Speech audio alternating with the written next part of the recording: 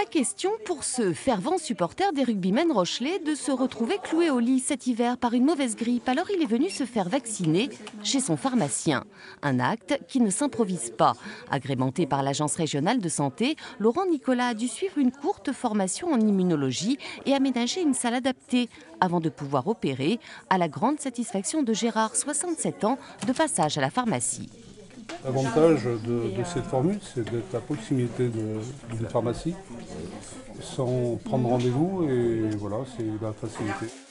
Déjà, on a de bons rapports, parce que c'est notre pharmacien de quartier, on se connaît. L'inconvénient, c'était qu'il fallait toujours prendre un rendez-vous chez un médecin qui n'était pas toujours disponible à la date où on voulait, que là, il suffit de passer à la pharmacie et on est vacciné dans la foulée, quoi.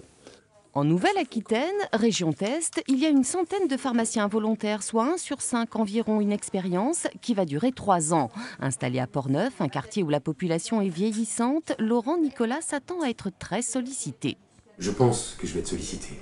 Mais bon, il va falloir que je fasse la part des choses. Il va pas falloir. Les gens qui veulent se faire vacciner, qui se faisaient vacciner par leur infirmier ou par leur médecin, il faut qu'ils continuent à le faire. Il n'y a pas de raison que je prenne le travail de ces gens-là.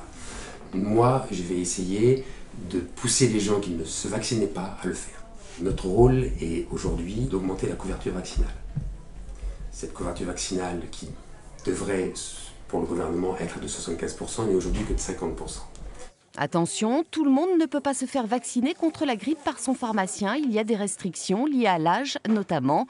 La grippe responsable l'an dernier de plus de 14 000 décès en France. Rappelons que la campagne nationale de vaccination prendra fin le 31 janvier. Je vais aller chercher le vaccin.